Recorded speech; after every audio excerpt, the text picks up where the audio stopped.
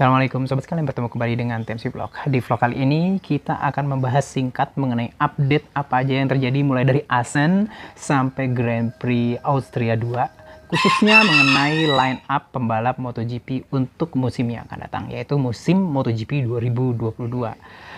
Seperti kita ketahui, mulai semenjak Assen, ya, Grand Prix Belanda, terus ada Grand Prix Jerman di Sachsenring juga, mohon maaf sebelumnya, dan juga 2 seri Grand Prix di Austria, Styria atau Austria 1, dan juga Grand Prix Austria. Nah, dari 4 seri balap tersebut disela dengan sekitar 5 pekan summer break, itu banyak banget yang terjadi di MotoGP, khususnya dinamika pembalap untuk musim 2022 nanti, teman-teman sekalian. Seperti kita ketahui, seperti kayak Valentino Rossi yang akhirnya memutuskan untuk pensiun, lalu ada Maverick Vinales yang keluar dari line up pembalap Yamaha, terus habis itu ada juga KTM yang akhirnya memilih untuk menyelamatkan Raul Fernandez dari kejaran atau bidikan pabrikan-pabrikan lain untuk 2022 nanti dengan cara mempromosikannya langsung ke kelas MotoGP di tim satelitnya. Nah, jadi seperti itulah teman-teman sekalian. Jadi pada dasarnya di tahun 2022 nanti kembali kita akan melihat line up yang terdiri dari 24 pembalap, 6 pabrikan, Ducati, KTM, Aprilia, Honda, Yamaha, dan Suzuki. Kali tidak kita melihat semacam idealismenya Dorna, ya. Idealisme Dorna itu awalnya memang dengan 24 pembalap, 6 pabrikan, setiap pabrikan memiliki 1 tim factory dan 1 tim satelit. Namun ternyata di 2022 nanti kita belum akan mendapatkan situasi seperti itu. Ada beberapa pabrikan yang tidak memiliki tim satelit, ada juga pabrikan yang bahkan memiliki jumlah tim satelit yang cukup banyak. Kita langsung mulai aja. Kita akan mulai dari pabrikan yang boleh dibilang tidak terlalu banyak dinamika sama sekali, perubahan-perubahan yang terjadi untuk 2022 nanti, yaitu Honda dengan 2 timnya, Repsol Honda dan juga LCR Honda. Repsol Honda tahun 2022 nanti tetap akan membalap bersama Marc Marquez dan juga Pol Espargaro, sementara LCR Honda yang disupport oleh 2 sponsor berbeda, ya, di satu sisi Castrol LCR Honda akan menggunakan pembalap Alex Marquez, sementara satu lagi Idemitsu LCR Honda tetap akan membalap bersama Takaki Nakagami, pembalap Jepang. Setelah itu kita beralih ke Suzuki. Suzuki juga tidak memiliki perubahan yang sangat berarti di 2022 nanti. Mereka masih tetap mempertahankan duet pembalap Alex Rins dan juga juara dunia tahun 2020 yaitu Joan Mir. Suzuki juga akhirnya tidak melakukan penambahan tim satelit di 2022 nanti. Mereka akan single fighter menggunakan hasil riset dari hanya 2 pembalap, Mir dan Rins.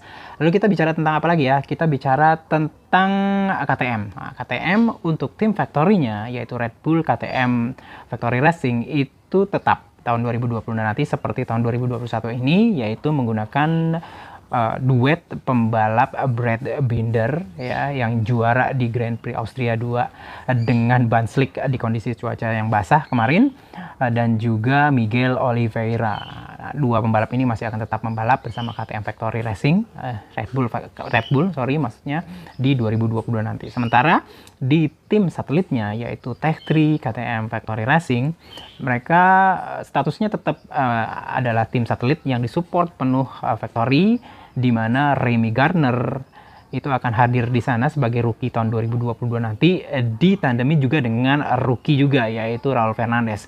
Baik Remy Gardner dan juga Raul Fernandez saat ini itu sedang memimpin klasemen dari Moto2, sehingga boleh dibilang tahun 2022 nanti khususnya di Tech3 mereka akan full pembalap rookie. Remy Gardner dan juga Raul Fernandez itu base kontraknya base kontrak factory oleh KTM. Gitu loh teman-teman sekalian. Oke, dari KTM kita beralih ke Aprilia. Aprilia ini mendapatkan update serius, ya, dimana pembalap utamanya masih, ya, Alex Espargaro menggunakan Aprilia RSGP. Namun di tahun 2022 nanti Alex Espargaro tidak akan lagi ditemani oleh Lorenzo Savadori, gitu ya. Dia akan ditemani oleh Maverick Vinales. Baru kemarin aja dikonfirmasi oleh Aprilia Racing bahwa Maverick Vinales akan membalap di Aprilia mulai tahun 2022 nanti, kontraknya setahun, hanya 2022 nanti dengan opsi perpanjangan setelah itu. Nah, jadi seperti itu teman-teman sekalian update yang terjadi di tubuh Aprilia, dan ini menyebabkan seat kosong di Aprilia sudah terisi, dan pembalap yang sejak awal digadang-gadangkan akan menjadi pembalap setelah Alex Espargaro, yaitu Andrea Dovizioso, itu sepertinya tidak akan mendapatkan seat yang kosong lagi di Aprilia. Entah tahun depan dia akan seperti apa, pensiun, sabbatical, ataukah dia akan tetap menjadi test rider Aprilia, masih belum diketahui.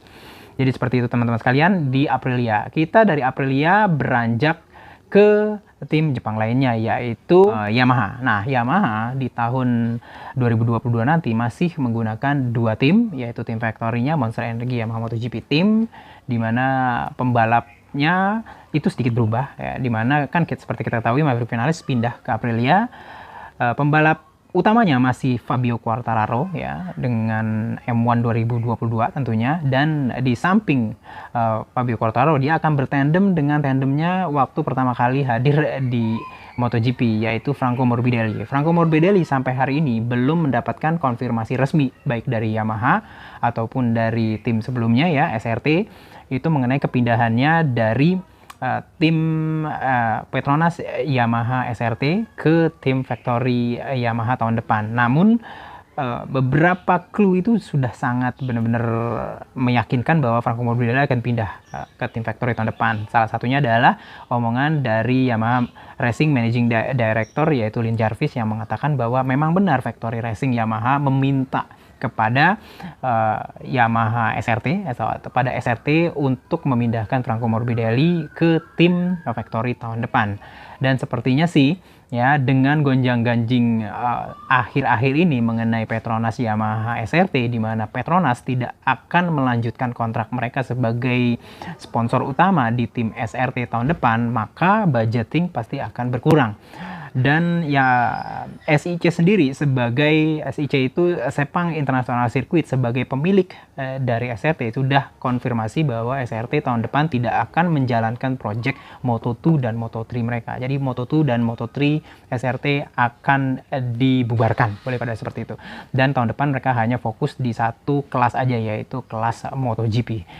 Nah, yang jadi pertanyaan adalah dengan siapa SRT akan membalap gitu ya, dengan pembalap mana? Dua pembalap dari Yamaha SRT tahun depan itu menurut saya akan bergantung pada upaya SRT sendiri untuk menggait sponsor. Kalau mereka mendapatkan sponsor yang cukup kuat dan akhirnya mereka bisa menggunakan mesin-mesin Yamaha M1 yang terbaru, mungkin Yamaha mesin M1 Factory atau mungkin Spec A, maka diperkirakan banyak pembalap yang juga akan mau, dan termasuk mungkin adalah Andrea Dovizioso. Namun kalau misalkan di 2022 mereka budgetnya itu kurang sehingga hanya bisa menyewa Yamaha M1 Spec B, which is mungkin adalah merupakan Yamaha Spec A yang dipakai Morbidelli sekarang, yaitu M1 tahun 2019, maka saya yakin sepertinya strategi itu hanya pas buat dipakai di pembalap-pembalap rookie. Nah, gitulah teman-teman sekalian. Jadi Yamaha seperti itu. Sementara ini dua seat di tim satelit mereka, yaitu Yamaha SRT tahun depan, yang akan menggunakan entitas baru itu masih belum dikonfirmasi. CEO dari Sepang Racing Team itu berbicara kepada kami jurnalis beberapa hari yang lalu, kemarin tepatnya, bahwa konfirmasi mengenai strategi Yamaha SRT tahun depan sepertinya akan dilakukan oleh SRT sendiri menjelang Grand Prix di Inggris, yaitu di Silverstone nanti. Dari Yamaha kita beralih ke Ducati. Tahun 2022 nanti Ducati akan membalap menggunakan 8 pembalap, dan ini adalah line up pembalap paling banyak dari satu pabrikan di tahun 2022 nanti.